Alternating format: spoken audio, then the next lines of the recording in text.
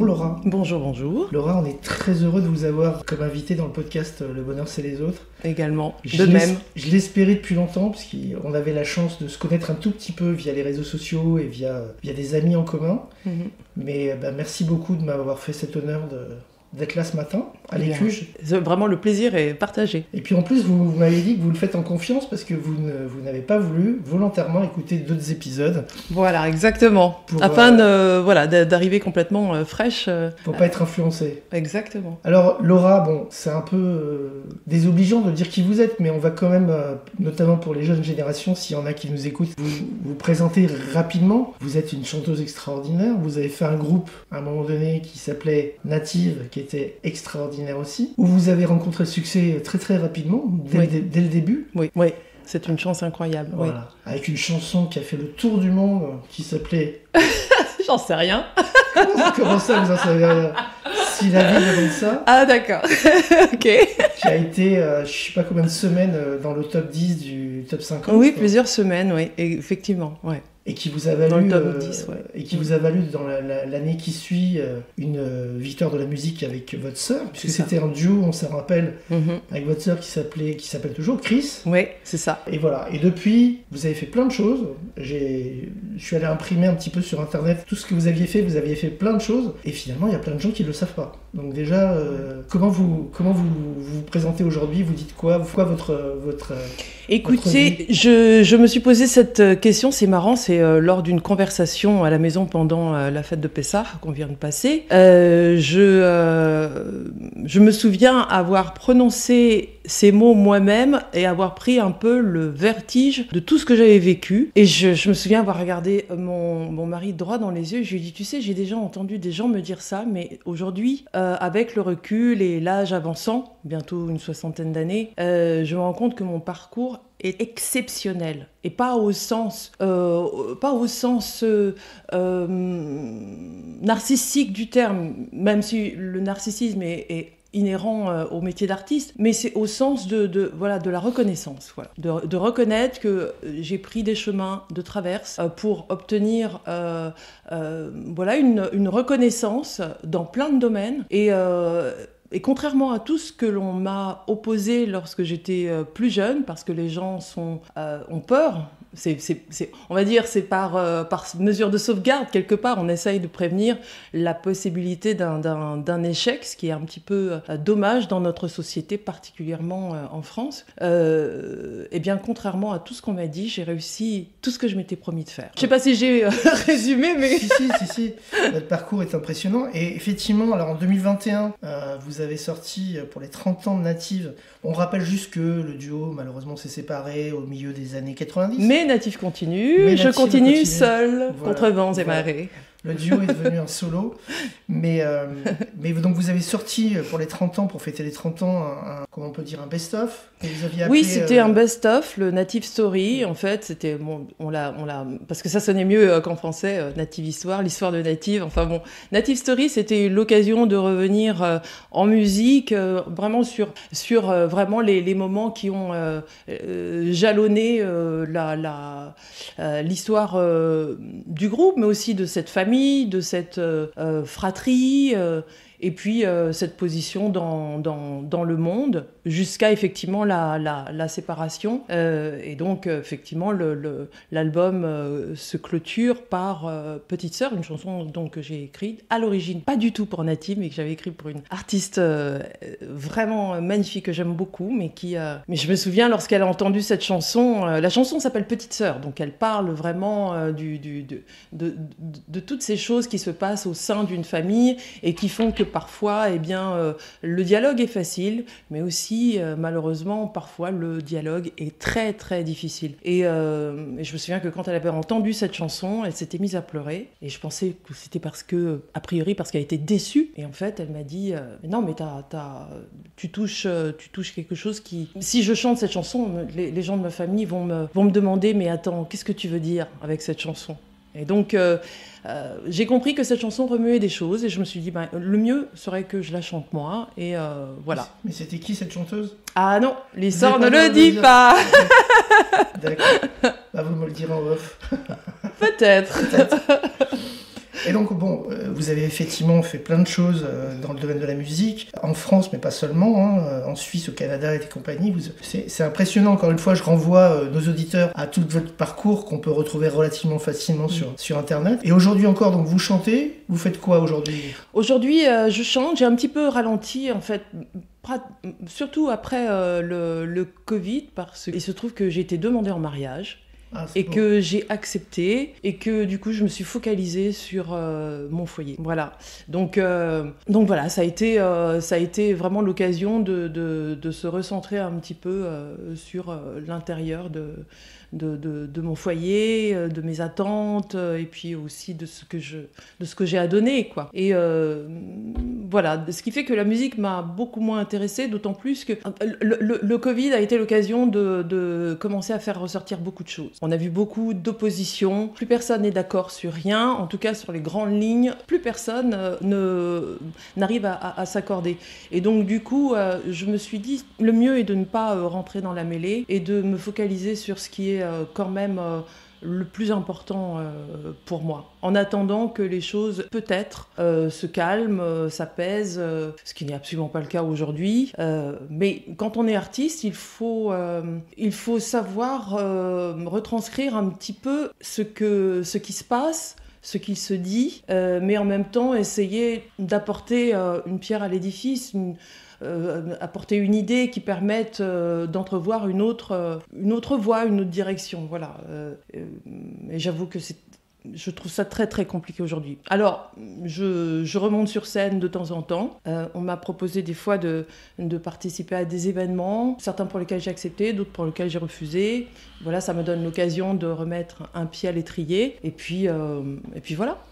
Alors, on aurait adoré vous entendre chanter dans ce podcast, malheureusement on ne va pas le faire parce que malheureusement, ou même éventuellement j'aurais bien voulu diffuser des extraits de vos plus belles chansons, mais les droits d'auteur étant ce qu'ils sont et la façon de les gérer étant ce qu'ils sont par YouTube notamment, mon épisode serait rejeté, puisque ça a été le cas par exemple avec Marc Fichel, que vous connaissez sans doute, où j'avais mis un extrait de son nouvel album et l'épisode a été rejeté par YouTube. Donc malheureusement je le ferai pas, mais en tout cas j'invite tous les auditeurs à écouter Laura Main chanter et écouter Native chanter. Et c'est une expérience incroyable, avec des inspirations à la fois R&B, soul, pop. Voilà, vous avez plein d'inspirations différentes, classiques même parfois. Et c'est, voilà, vous avez, on va dire que je cire les pompes de mes invités, mais vous avez une voix magnifique. Si peu. Vous avez une voix magnifique. Merci. Juste avant qu'on attaque le questionnaire du bonheur c'est les autres, est-ce qu'on peut en savoir un peu plus sur votre famille? On connaît Chris, donc votre sœur. On connaît, je crois, on a connu à un moment donné votre frère aussi. Oui. Donc vous avez un frère et une sœur. Un frère et une sœur. Ouais. Et donc quels étaient à la base, ils venaient d'où vos parents, etc. Alors, tandis qu'on entend des cloches dans le fond. Oui, nous sommes en France. Ouais. En fait, mon père est né en Guadeloupe et ma mère est née en Martinique. Mon père était militaire de carrière, fonctionnaire jusqu'à la fin de sa carrière. Et puis, on peut dire que c'est quelque chose qui est très récurrent enfin en tout cas qui est très important dans la famille, en tout cas de mon point de vue, parce que mon grand-père, qui est encore en vie aujourd'hui, qui va sur ses 105 ans, était aussi militaire de carrière. Et c'est vrai qu'on a en tout cas moi ça m'a comment dirais-je, ça m'a donné un cadre pour fonctionner, même s'il y a des moments où je me suis un peu rebellée, mais parce que c'est normal dans l'évolution d'un individu, mais c'est vrai que ce cadre aujourd'hui, je le reconnais comme étant quelque chose qui me permet de fonctionner dans la vie, dans le monde. Et particulièrement d'ailleurs, même après les années au conservatoire, m'ont fait quelque part toucher du doigt ce qu'était un peu C'était très, très militaire en fait, dans les années 70 lorsque je suis rentrée au conservatoire. Et ça, c'est grâce à mon père. Donc mon père est le musicien de la famille. Il a appris à jouer de la guitare à l'armée. J'ai diffusé déjà sur les réseaux sociaux des photos de lui à l'armée avec sa guitare. Et c'est lui qui le premier... Vous savez, il y a des choses qui se passent et des choses qui se disent disent dans l'enfance, les dialogues que vous avez avec vos parents, des choses qui sont dites, des choses qui ne sont pas dites, mais qui par des regards sont induites. Et puis vous finissez avec le temps par finir par les comprendre. Et c'est ça qui est d'ailleurs très intéressant, c'est que vous n'avez pas tout de suite les clés en fait. C'est au fur et à mesure que vous vivez votre vie que d'un seul coup, des moments vous reviennent et vous comprenez ce que votre père, votre mère essayaient de vous dire. Et j'ai compris qu'en fait, c'est mon père qui a découvert que j'avais une voix et que je savais chanter. Et donc, il me donnait les textes et il m'accompagnait à la guitare. Et je voyais à quel point il était émerveillé. Je l'ai vu même parfois beaucoup plus tard se mettre dans un coin de la pièce et m'écouter jouer quand pendant quelques mois il a vécu à la maison avec moi et ça a été un moment très très particulier. Il y a cette anecdote, c'est que dans les années 70, pour des Français moyens, un enfant qui fait de l'athlétisme mais qui fait aussi du piano, du solfège, qui va au conservatoire et qui veut réellement se donner les chances de pouvoir apprendre et vraiment évoluer dans la musique classique, il faut avoir un instrument. Donc mes parents se sont endettés. Ce qui est extraordinaire, c'est que mes parents se sont endettés sur 20 ans en achetant un piano droit, un Rippen, qu'ils ont acheté en 1977. Et 20 ans plus tard, ma mère m'a remis le document de la banque attestant que le piano avait enfin été fini d'être remboursé. Et c'était l'année où nous faisions 3 Olympias, ma sœur et moi. Magnifique. Donc voilà, pour moi, c'est ce que j'ai dit, c'est que mon père m'a donné un métier. Il a su voir mon potentiel et sans me dire qu'il fallait que je le fasse, il m'a simplement un jour posé cette question et ça, je m'en souviendrai toute ma vie. Est-ce que tu as envie de jouer de la musique? Est-ce que ça t'intéresse? Et j'ai dit bah oui, alors quel instrument tu voudrais faire? Et là tout de suite j'ai dit du piano. Et voilà, c'est comme ça que l'histoire a commencé. Ma mère est beaucoup moins mélomane. Elle aime la musique bien sûr, mais ça n'est pas... on peut pas dire qu'elle chante juste. et voilà.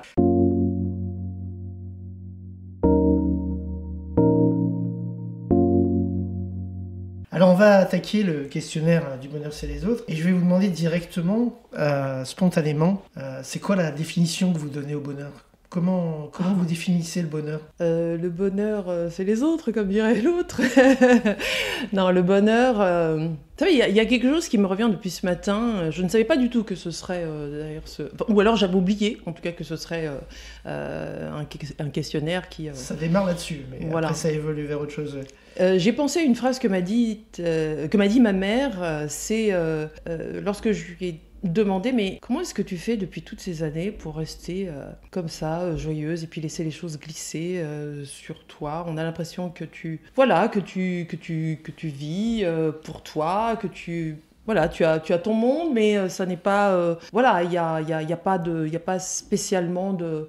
Il n'y a pas d'enjeu à ce point-là. Tu parais bien dans ta peau. Et elle m'a dit, écoute, depuis que je suis toute petite, j'ai comme une flamme à l'intérieur. J'ai comme un feu qui brûle et qui est intense et qui me réchauffe. Et il est à l'épreuve de toutes les épreuves. Et je vous avoue que cette idée-là, je me suis dit, mais il faut absolument que je m'accroche à ça parce que c'est ce qui va me permettre, moi, de pouvoir me définir dans le monde et faire de la place à l'autre. Et tout de suite, quand vous me posez cette question, en fait, j'ai envie de conclure par ce moment où, lorsque j'ai eu 50 ans, que je me suis retrouvée seule à Tel Aviv pour fêter ce jour-là mes 50 ans. J'étais dans un restaurant de Tel Aviv et je me suis dit, est-ce que tu te rends compte que tu as 50 ans, avec tout ce que tu as traversé, tout ce que tu as accompli, mais tu es seule le jour de tes 50 ans et je me suis dit, quelque part, je suis bien, je ne suis pas malheureuse d'être seule en ce jour. Et je me suis dit, en fait, ça veut dire que, en fait, ça y est, je m'accepte telle que je suis. Et tout mon parcours, ça a été ça. Je pense que le bonheur, c'est de parvenir à s'aimer,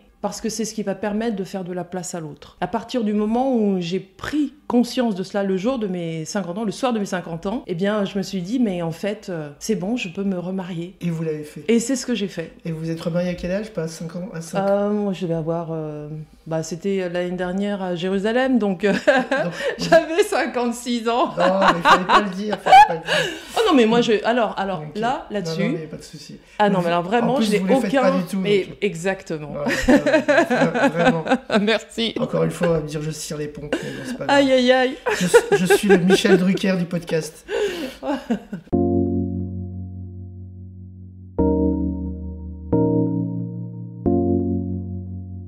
Quel souvenir heureux de votre enfance remonte spontanément à la surface là quand je vous interroge? Si vous devez me citer un souvenir heureux de votre enfance, lequel vient spontanément? Un souvenir heureux de mon enfance, c'est d'être avec mon père en vacances. Je me souviens, j'avais 3 ans, c'était en Guadeloupe. On venait d'arriver.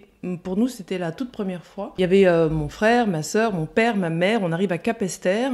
Et en fait, ce qui moi, m'a vraiment marqué, c'est que j'ai vu mon père, qui est toujours tiré à 4 épingles, toujours en costume, cravate. Là, il était en short maillot de bain, pieds nus, avec ce qu'il appelait un coutelas, c'est-à-dire une machette, en fait. Et il grimpe à un cocotier. Il coupe des noix de coco. Il redescend avec, il les laisse pas tomber, parce que nous on est en dessous. Il redescend avec, il coupe la tête de ce coco, il la taille et il nous la met, moi il me la met entre les mains et je bois le jus de coco. Et ça c'est un souvenir incroyable. Et d'ailleurs depuis le coco est devenu mon fruit préféré. Et à chaque fois que j'en bois, que j'en consomme, que j'en détecte dans les aliments, il y a toujours cette image qui me revient. Ce moment avec ma petite sœur, où on buvait le jus de coco.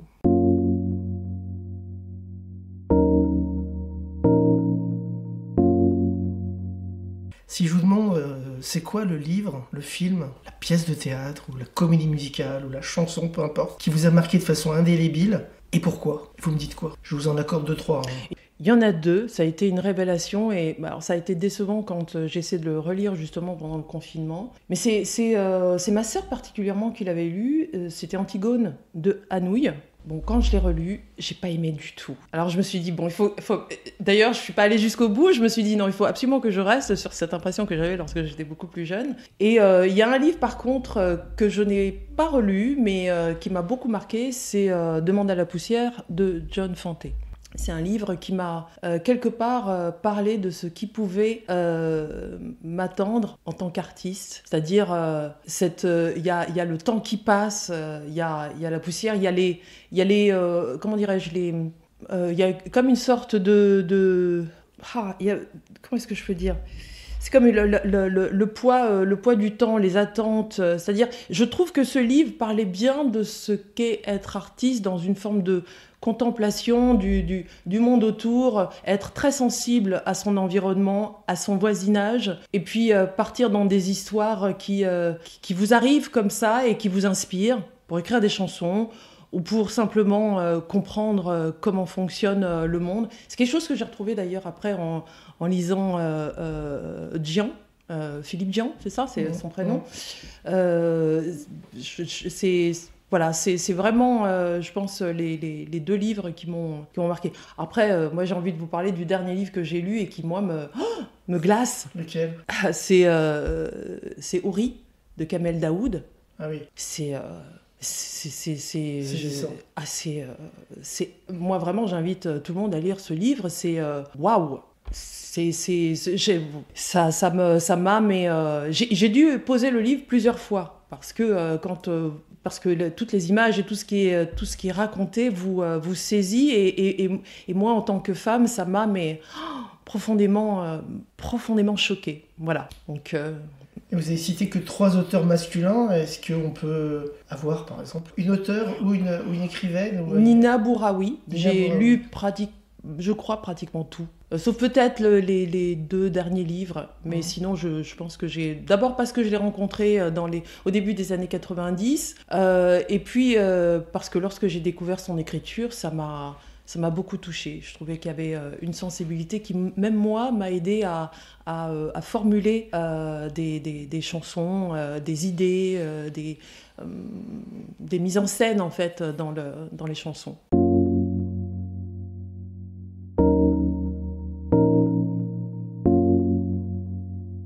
Dans la vie, de quoi ne voudriez-vous jamais vous priver, sous-entendu pour être heureuse? Qu'est-ce qui vous manquerait de façon impossible si cette chose vous manque, ou cette personne vous manque, ou ce lieu vous manque, votre vie, elle deviendrait très compliquée.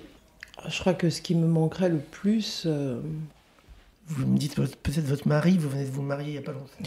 Oui, c'est-à-dire je pensais à lui, j'ai pas envie de parler d'un objet, mais en même temps c'est plus qu'un objet, c'est vraiment un ami, moi c'est mon piano. Mon piano, avoir un instrument auprès de moi, c'est une opportunité incroyable. Pour moi, ça entrevoit l'avenir. Ça veut dire qu'il n'y a pas un jour sans que vous fassiez du piano, ou ça vous arrive de... Ah non, je peux rester... D'ailleurs, depuis que mon père est décédé, la source était complètement... tarie, arrêtée, et en fait, elle revient petit à petit, justement, depuis que je me suis mariée, que j'ai retrouvé l'inspiration, la joie de vivre. Et bon, c'est vrai que je me dis souvent, d'ailleurs, j'ai eu comme une sorte de vertige quand on est rentré de Jérusalem. Je me suis dit, mais la vie a fait que on se marie à un âge tardif, et en fait, combien d'années nous reste-t-il à vivre ? Alors qu'on a autour de nous des gens qui fêtent leurs 50, 60 ans de mariage. Et nous, qu'est-ce qui... Vous voyez, il ne faut pas trop que j'y pense, parce que sinon ça monte et j'ai les boules. Parce que je sais que... et c'est ce que je dis d'ailleurs souvent à mon mari, je lui dis, il faut qu'on vive intensément les années qui nous restent à vivre, et les années qui nous restent à vivre ensemble en particulier. Parce que, voilà... Et se prendre la tête sur des broutilles, moi c'est ce que je lui dis souvent, ça ne m'intéresse plus du tout. Avant, je me serais pris la tête pour des trucs, je me serais énervée pour... Aujourd'hui, non. Et surtout, faut pas venir m'embêter avec des broutilles. Voilà. Et je pense que c'est quelque chose qui rejaillit sur tous les aspects de la vie, en fait. C'est pas juste à l'intérieur du couple, mais c'est aussi en dehors. Les obstacles, ça fait partie de la vie. Il faut savoir juste les contourner. Et je me dis toujours que lorsque quelque chose ne fonctionne pas, au contraire, c'est une opportunité. Je ne suis pas la première à le dire, mais en tout cas, je le ressens réellement. Alors vous le savez que, puisque vous m'en avez parlé en arrivant avant l'interview, que je partage exactement les mêmes problématiques, puisque moi aussi, je me suis marié très tardivement, enfin remarié, puisque j'avais été marié une première fois. Ouais. Nous avons cela en commun. Comme quoi, vous vous rendez compte quand même que de se marier à nos âges, moi j'ai toujours été admirative des gens qui avaient la capacité, même une fois qu'ils ont vécu et qu'ils ont souffert, forcément, qu'ils aient la capacité à s'engager vraiment vis-à-vis de quelqu'un. Moi je trouve ça...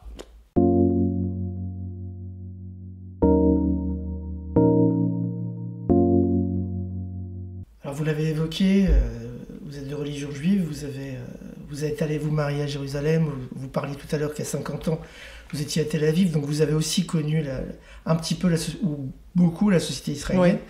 Mais c'est pas là-dessus que je vais vous interroger, ni même sur votre pratique religieuse, parce que ça, je pense que, moi je considère que, et je le dis souvent dans mon podcast, c'est une affaire intime. Tout à fait.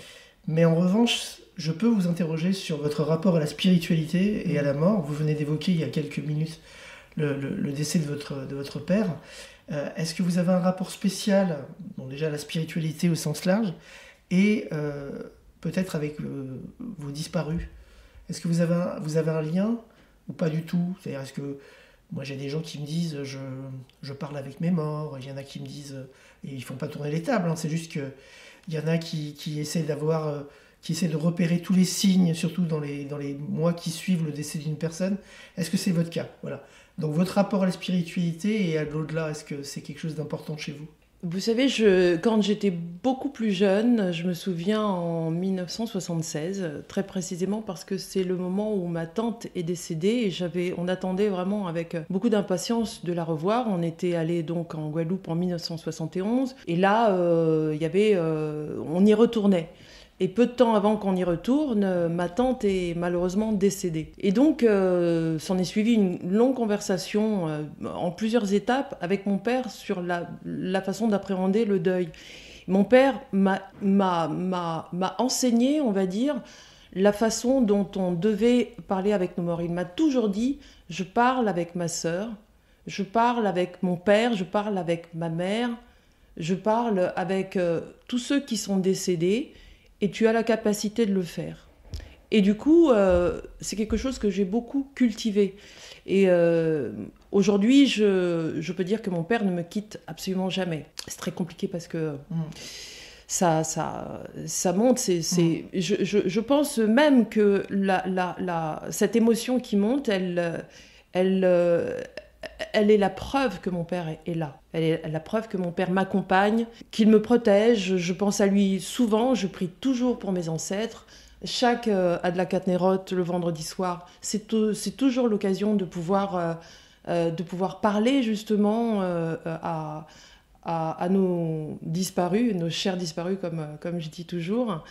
Et je parle toujours des parents de mon mari, mais aussi de mon père et de mes ancêtres. Et je vous avoue que les moments les plus incroyables, c'est parce que moi j'ai une vie en rêve qui est très intense. Et moi je passe beaucoup de moments avec mon père en rêve. Et ça m'apaise vraiment pour des semaines. Il m'est arrivé d'ailleurs, par rapport même à des personnes que j'admire, mais que je n'ai jamais rencontrées, qui ne font pas partie de ma famille, mais qui font partie, on va dire, de ma culture en fait, et de mon imaginaire en tant que femme française pendant très longtemps. Ma chambre donnait sur la Tour Eiffel, et donc je la voyais à chaque fois s'éteindre le soir, et j'ai développé comme ça une passion pour Gustave Eiffel, et j'ai passé parfois des soirées en rêve avec lui, avec sa fille, à table, et ils me parlaient, ils étaient habillés comme au 19e, et c'était juste incroyable. Oui, et ça revenait très très régulièrement. Ouais. Et voilà, moi j'ai... Alors, quelqu'un m'a dit ça pendant la fête de Pessah, justement. Je disais que lorsque le moment de contemplation pour moi, le meilleur est celui lorsque je peux me poser et observer un arbre et les feuilles d'un arbre. Pour moi, c'est comme si je voyais des personnes dans chaque feuille.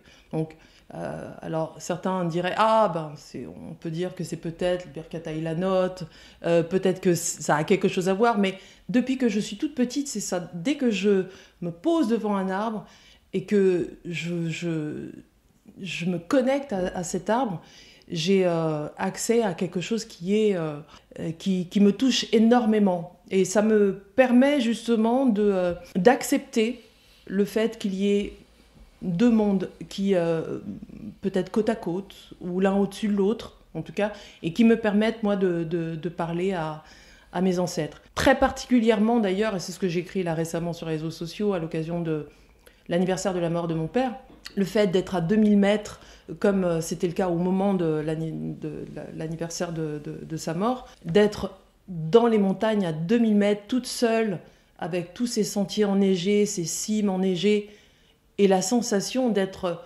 proche, en fait, de cette création absolument incroyable, mais qui, du coup, moi, me fait connecter à mon père. Et penser à ce qu'il m'a dit, par exemple, la première fois qu'il a vu la neige. C'est comme il était guadeloupéen, j'ai une photo de lui pour la première fois dans la neige, à Marseille. À Marseille. Oui, je crois en 1955, si je me souviens bien. Oui. Et voilà, c'est l'occasion pour moi de... Il y a des endroits comme ça qui me permettent de connecter. Il y a des moments particuliers, bien sûr, des dates, des choses qu'on peut même définir sacrées. Voilà.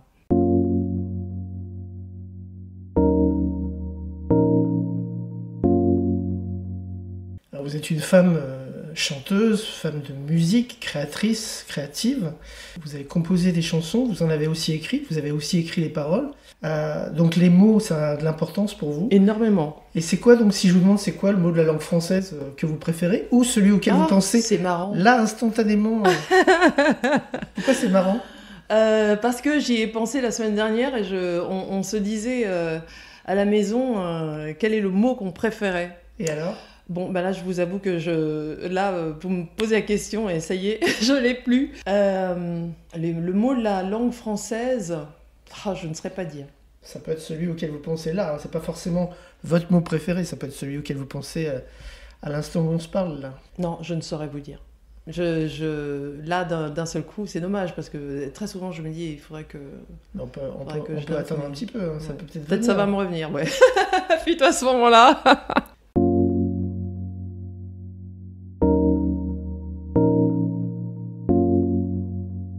Alors, le bonheur, il dépend de beaucoup de choses. il dépend aussi d'un certain nombre de certitudes, vous l'avez dit, une certaine cohérence, une recherche de sens, quelque chose que vous avez mis du temps à acquérir. Mais si je vous demande si vous doutez souvent dans l'existence, et si oui, est-ce que vous doutez plutôt de vous ou plutôt des autres? C'est fou, hier soir, j'ai repensé exactement à ça. Il y a un film qui s'appelle The Doubt, je crois. Ouais. Et cet aveu de cette femme, je crois, religieuse, qui avoue vers la fin du film, mais j'ai un doute, en fait. Un doute par rapport à l'existence de Dieu, c'est quoi? Je ne sais plus, parce que mais c'est marrant parce que ça m'est revenu. Est-ce que je doute? Oui.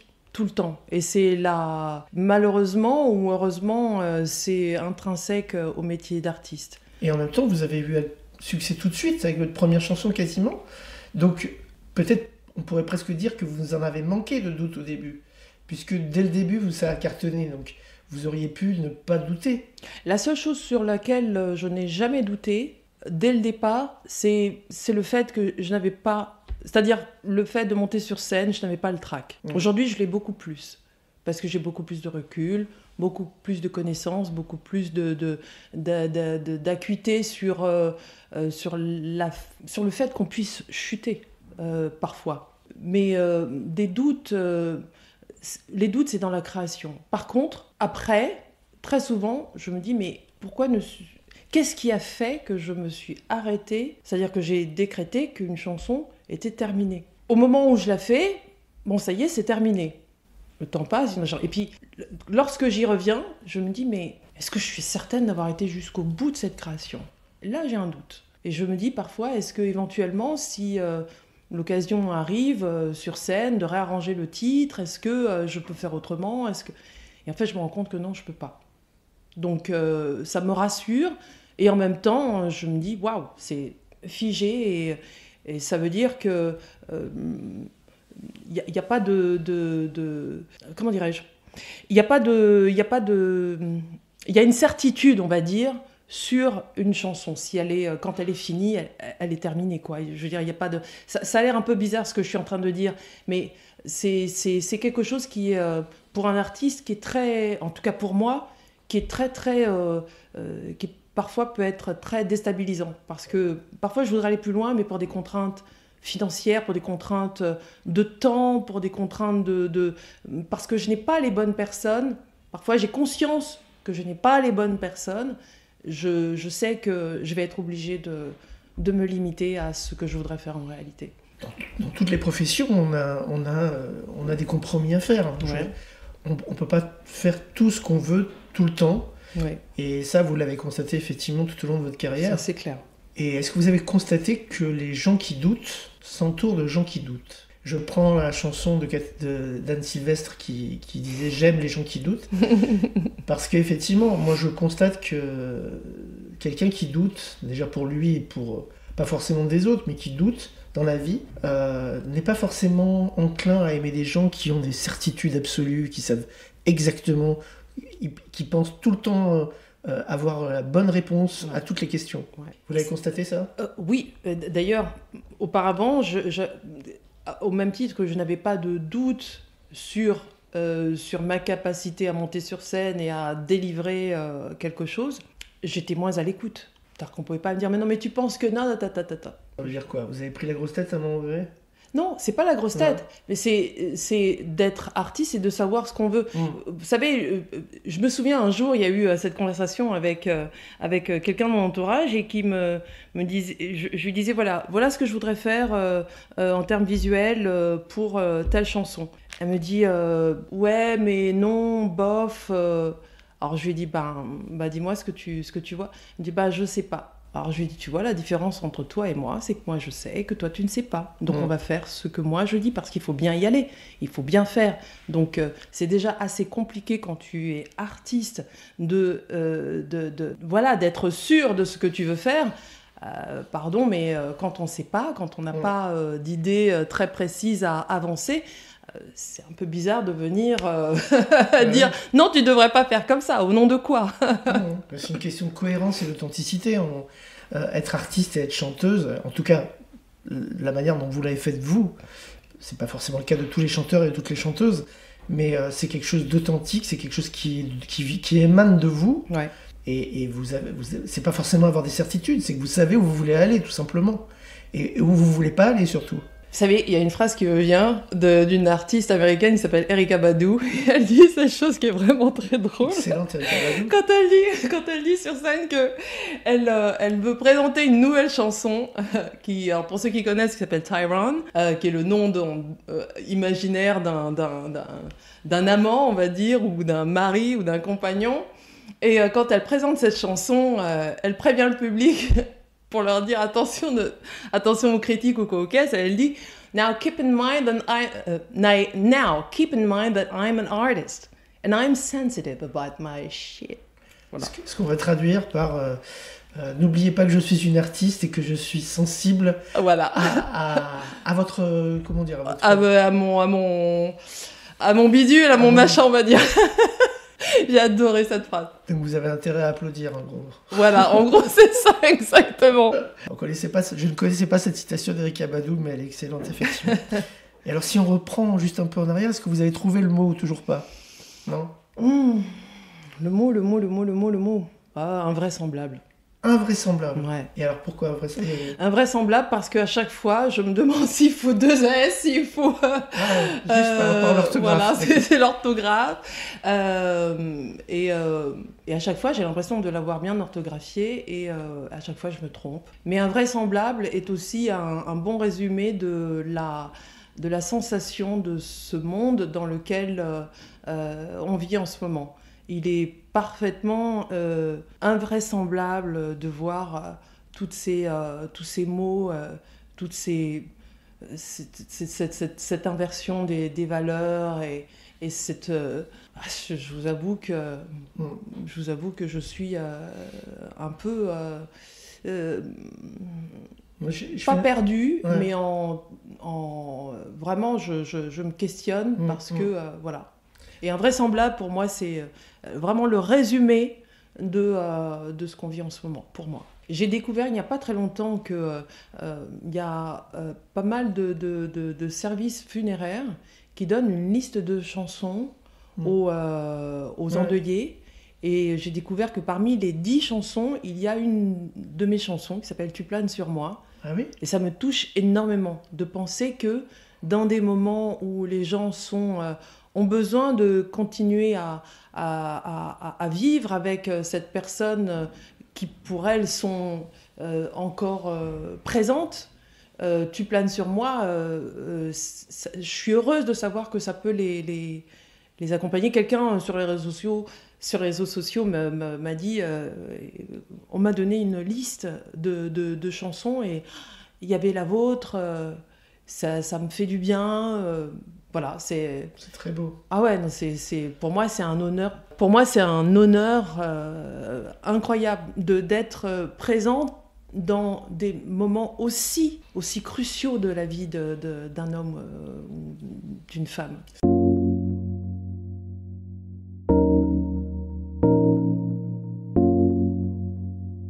Vous l'avez dit, la période elle est très compliquée, elle est anxiogène, etc. Il y a beaucoup d'hostilité, il y a beaucoup de mots, comme vous avez dit aussi, de mots agressifs, etc. Ça pourrait être considéré comme un défaut, mais au-delà de ça, au-delà de cette période particulière, de manière générale dans votre vie, quel est le défaut pour lequel vous avez le plus d'indulgence? Celui avec lequel vous vous dites, bon, ok, il a ce défaut-là, mais je lui pardonne parce que... Le moins d'indulgence, je crois savoir, parce que je vous suis un petit peu sur les réseaux sociaux. mais le plus, je ne sais pas. Voilà. C'est quoi celui où vous vous dites, c'est pas grave. Concrètement, c'est pas grave. Oui, c'est embêtant, mais c'est pas grave. Mais peut-être vous allez me dire, j'ai aucune indulgence. Moi, j'ai eu des invités déjà qui m'ont dit, j'ai 0 indulgence dans la vie. Non, moi, j'ai beaucoup d'indulgence et j'en ai d'autant plus que j'ai un parcours... qui m'a justement, en grandissant, amené à douter. Je peux pas... J'accepte que chacun ne pense absolument pas la même chose que moi. De l'indulgence, ça dépend de la gravité de la situation, ça dépend de la gravité du sujet. J'ai de l'indulgence par rapport, on va dire... tiens, j'ai beaucoup d'indulgence pour les libéraux. Non, je plaisante. Pas vraiment. Non, j'ai beaucoup d'indulgence sur, on va dire, dans mon monde à moi, il y a des gens qui sont beaucoup plus attachés à certaines choses et d'autres qui le sont moins. Et ça, pour moi, il est essentiel, crucial d'avoir beaucoup d'indulgence. Voilà, et de laisser chacun faire son chemin, choisir son mode de fonctionnement, ses aspirations. Voilà, pour moi, la limite, en fait, c'est lorsqu'il y a des insultes qui fusent. Ça, pour moi, c'est la limite. Voilà.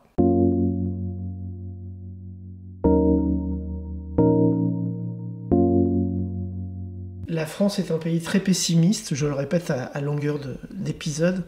Et c'est entre autres ça qui m'avait poussé à créer ce podcast. Parce que je l'ai fait dans une période où j'étais en pleine déprime et je me disais qu'est-ce que je peux faire à mon petit niveau pour essayer de redonner, non pas de l'optimisme, mais essayer de faire réfléchir les gens sur la question du bonheur et sur la question du partage, sur la question de l'altérité, etc. Mais donc c'est un constat, la France est un pays relativement pessimiste. En général, les Français sont pessimistes globalement, collectivement. Ils sont plutôt optimistes pour eux-mêmes, mais pessimistes pour leur pays et pour le monde. Vous, est-ce que vous vous rangez plutôt dans le clan des optimistes? Et qu'est-ce qui vous rend optimiste pour l'avenir? Parce que vous l'avez dit, en ce moment, la période n'inspire pas vraiment l'optimisme. Je suis plutôt pessimiste et j'essaye dans mon entourage de faire prendre conscience que tant qu'on n'aura pas retrouvé un sens à ce que nous sommes et à toute l'histoire qui fait aujourd'hui la France, tant qu'on n'a pas, tant qu'on aura envie de s'en extirper, eh bien on sera en grand danger. Moi j'aime, vous savez, je me souviens, il n'y a pas très longtemps, j'étais sur le pont qui relie Châtelet et le palais de justice. La place du Châtelet et donc j'entrais dans la cité, l'île de la Cité, et d'un seul coup j'ai entendu les cloches de Notre-Dame. Et j'étais avec un ami, Samuel, il se reconnaîtra, ashkénaze de son état. Et je m'arrête, il me dit qu'est-ce que tu as? J'ai dit tu entends? Les cloches de Notre-Dame. Il me dit bah ouais mais quoi? J'ai dit attends, c'est la France. C'est qu'est-ce que je te dise? Je les entendais quand j'étais petite, je voyais la fanfare passer devant chez moi, enfin je voyais les majorettes. C'est fini tout ça. Quand tu entends les cloches à ce point-là, sachant ce qui s'était passé, c'était peu de temps après qu'il y ait eu effectivement l'inauguration de Notre-Dame. Je vous avoue que ça me laisse espérer quelque chose. Pour moi, je ne vois pas au nom de quoi beaucoup... j'ai des conversations qui moi, me bouleversent. Parce que les gens sont dans une telle détestation d'eux-mêmes. Et je trouve ça mais invraisemblable à quel point ils voient en l'autre quelque chose de mieux que ce qu'ils ont eux. Alors que les autres qui viennent, justement, fuient des cultures qui les ont empêchés de s'épanouir culturellement ou même d'un point de vue d'un point de vue démocratique, d'un point de vue même du rapport entre les hommes et les femmes. Je vous avoue que moi, je suis très pessimiste parce que je trouve que les gens sont dans une bien-pensance qui les empêche de voir ce qui se passe et de prendre la mesure et de réclamer que des choses soient faites. Je vous avoue, je ne suis pas pessimiste en ce qui concerne mon monde intérieur. Et heureusement que j'ai, on va dire, des choses auxquelles je crois profondément. Mais je suis très pessimiste sur tout ce qui se passe. Je pense qu'on n'a pas idée de ce qui nous attend. Voilà. En tout cas, moi, vous savez à quoi ça m'a fait penser, votre volée de cloches de Notre-Dame. Ça m'a fait penser tout récemment sur France 2 est passé les 3 grands procès captés, notamment le procès de Klaus Barbie. Ouais, mon mari m'en a parlé. Ouais. Et au moment où il y a plein d'épisodes dans le procès de Klaus Barbie qui sont absolument terrifiants, avec des témoignages terrifiants, etc.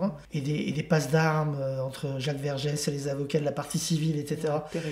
Et avec le juge, enfin des choses absolument incroyables. Mais l'épisode qui m'est resté, moi, 2 jours ou 3 jours après, c'est qu'au moment où Jacques Vergès va pour prononcer faire sa plaidoirie, il est interrompu par une volée de cloches d'une cathédrale de Lyon qui est juste à côté du tribunal, et pendant de longues secondes, il ne va pas pouvoir parler. Il est littéralement... Voilà, il ne peut pas parler. C'est génial. Et du coup, comme s'il y avait quelque chose, comme si Dieu avait envoyé lui avait envoyé un message. Alors il prend ça avec le sourire, avec son sourire pincé, mais les parties civiles sont effectivement morts de rire. Même le procureur de la République, le procureur qui était dans ce procès rigole, et même le juge, je crois. Voilà, cet événement-là m'a marqué. Alors oui, c'était la France, les cloches qui sonnaient, etc.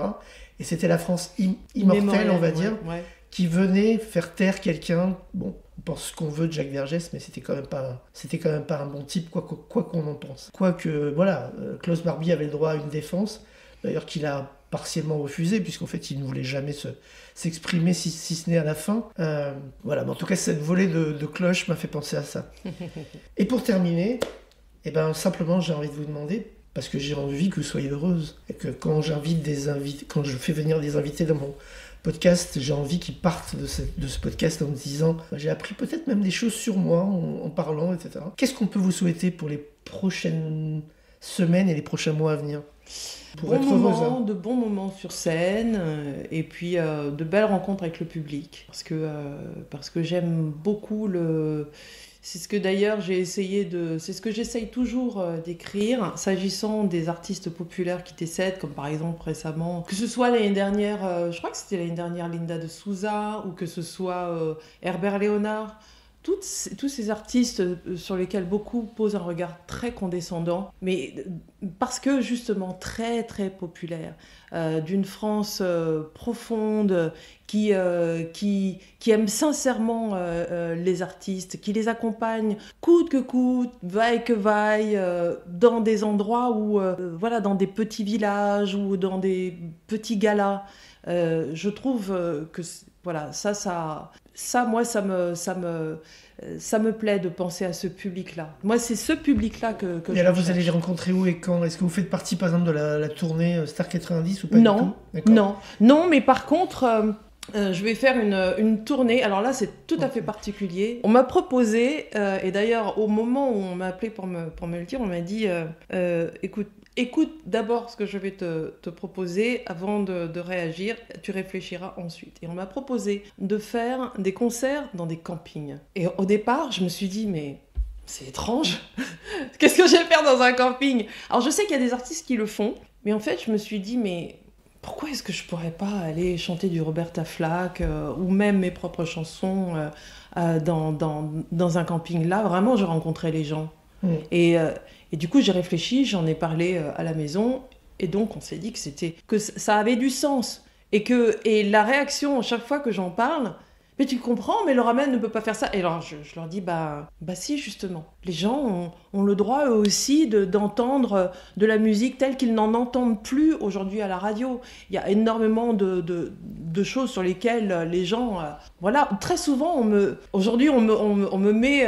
on vous catalogue. On me catalogue en disant, c'est anti-Aya Nakamura. Je trouve ça trop drôle.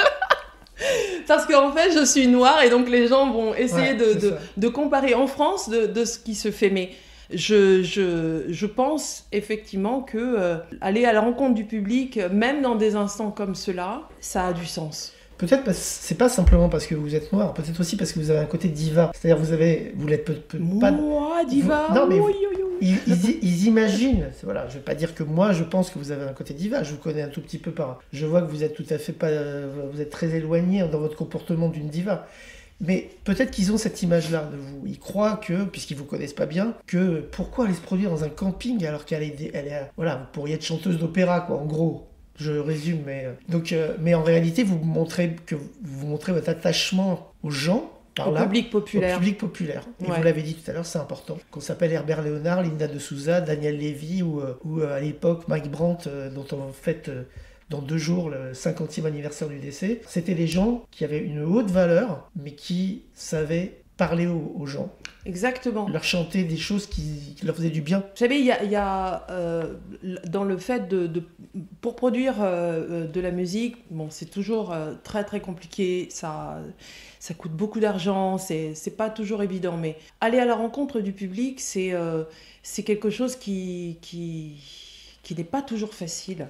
Et la plupart du temps, c'est vrai, il y a des gens qui me disent « Mais pourquoi est-ce que tu fais pas une résidence dans ta... » Je dis « Mais tu peux pas savoir le nombre de messages de gens qui... » Quand je fais un concert, moi j'ai l'impression d'avoir fait un concert et d'avoir parlé presque à la terre entière, entre guillemets, voilà, parce que quand on s'adresse à son public, on a l'impression de parler à la multitude quelque part.